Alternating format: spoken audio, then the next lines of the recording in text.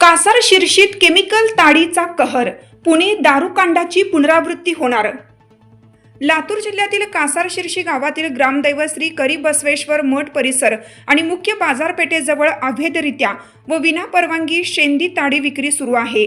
विशेष म्हणजे हे अवैध दुकान पोलीस ठाण्यापासून अवघ्या सुमारे 300 मीटर अंतरावर सुरू असल्याने प्रशासनाच्या कार्यक्षमतेवर प्रश्नचिन्ह उपस्थित होत आहे। स्थानिकांच्या माहितीनुसार या परिसरात ताडी देणाऱ्या झाडांची संख्या अत्यंत मर्यादित असून नैसर्गिकरित्या उपलब्ध होणाऱ्या ताडीचे प्रमाणही कमी आहे। असे असताना संबंधित ठिकाणी दररोज 500 लिटरहून अधिक ताडीची विक्री होत आहे। त्यामुळे विक्रीसाठी उपलब्ध करून दिली जाणारी ताडी नैसर्गिक नसून त्यात विविध रासायनिक पदार्थ मिसळून भेसळ केली जात असल्याची शंका व्यक्त होत आहे। नागरिकांच्या म्हणण्यानुसार या कथित भेसळयुक्त ताडीचे सेवन केल्यानंतर अल्पावधीतच तीव्र नशा, गुंगी आणि शारीरिक अस्वस्थता जाणवत आहे। आरोग्य तज्ज्ञांच्या मते अशा प्रकारच्या रासायनिक भेसळीमुळे यकृत, मूत्रपिंड तसेच मज्जासंस्थेवर गंभीर परिणाम होण्याचा धोका निर्माण होऊ शकतो। त्यामुळे या अवैध व्यवसायामुळे परिसरातील नागरिकांच्या आरोग्याशी थेट खेळ सुरू आहे।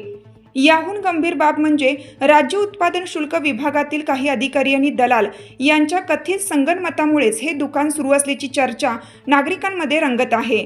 त्यामुळे या संपूर्ण प्रकरणाची स्वतंत्र आणि निष्पक्ष चौकशी करण्याची अन्याय, अत्याचार, भ्रष्टाचार विरोधी समितीच्या वतीनं मागणी जोर धरू लागली आहे। स्थानिक नागरिकांनी प्रशासनाला इशारा देताना सांगितलं की पुणे जिल्ह्यात रासायनिक पदार्थ मिसळलेल्या विषारी मद्यामुळे अनेकांना जीव गमवावा लागला होता।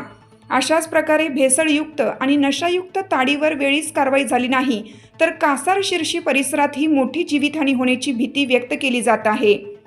पुणे ग्रामीण भागात अवैधरित्या तयार होणारी विषारी गावठी दारू पुणे आणि पिंपरी चिंचवड शहरामध्ये पुरवली जात असल्याच्या प्रकारात अनेक संघटना व ग्रामस्थांनी वेळोवेळी पोलिसांकडे पुराव्यासह तक्रारी दिल्या होत्या। मात्र मुख्य सूत्रधारांवर कठोर कारवाई करण्यात झालेल्या कथित दिरंगाईमुळे निष्पाप नागरिकांचे जीव गेले असा आरोपही त्यावेळी करण्यात आला होता। कासार शिरशीतील या कथित अवैध ताडी विक्री प्रकरणातही अशीच परिस्थिती निर्माण होण्याची वाट पाहिली जात आहे का, असा संतप्त सवाल नागरिक उपस्थित करत आहेत। संबंधित अवैध दुकान तात्काळ बंद करून संचालकांवर कठोर कारवाई करावी, तसेच विक्री होत असलेल्या ताडीचे नमुने तपासणीसाठी पाठवून सत्य जनतेसमोर आणावे अशी मागणी होत आहे।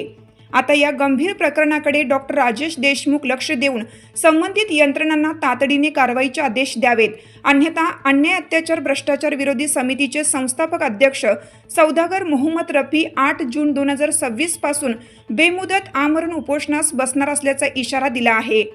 कायदा लाईव्ह बातमीसाठी संपादक सौदागर मोहम्मद रफी। ताज्या घडामोडी जाणून घेण्यासाठी कायदा लाईव्ह न्यूज या यूट्यूब चॅनलला सबस्क्राईब करा, बेल आयकॉनवर क्लिक करा, लाईक, कमेंट, शेअर करायला विसरू नका।